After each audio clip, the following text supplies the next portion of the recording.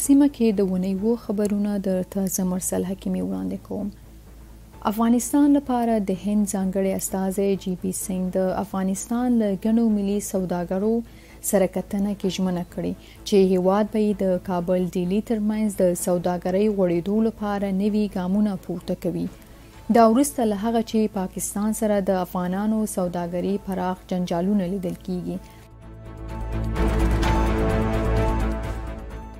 د افغانستان د دفاع وزارت سرپرست مولوي محمد یعقوب مجاهد او د طالبانو د وسلوال پوځ دوی درستیز قاری فصیح الدین فطرت د قطر له امیر شیخ تمیم بن حمد الثاني سره خبرو کې د قطر او افغانستان ترمنځ پر دوه اړخیزو پوځي همکاریو خبرې کړي. د قطر امیر شیخ تمیم بن حمد الثاني افغانستان یو دوست او ورور هیواد بللی او د ګډې همکارۍ ژمنه یې کړې.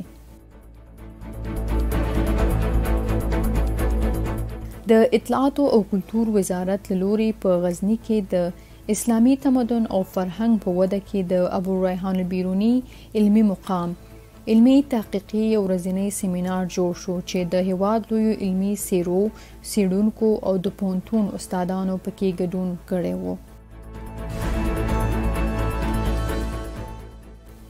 ملګري ملتونه وایي که سم ګامونه پورته نشي تر 2020 پورې به سلګونه میلیونه ښځې په بېوزلۍ کې ژوند کوي. افغانستان کې دا د 900 ډېرې ورځې کېږي د نجونو ښوونځي تړل شوي او طالبان ښځینه کارکوونکي تر ډېره له محدودیتونو سره مخ کړي.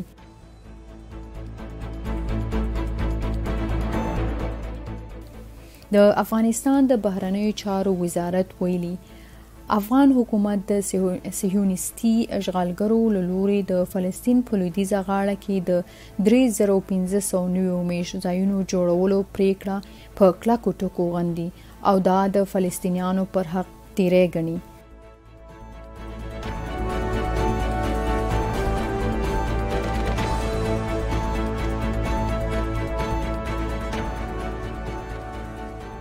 د امریکا متحده ایالاتونو ولسمشر جو بایدن ویلي د متحده ایالاتونو پوځ به په غزه کې یو سمندري بندر جوړ کړي چې له دې لارې د زیاتو مرستو رسولو ته لار هواره شي.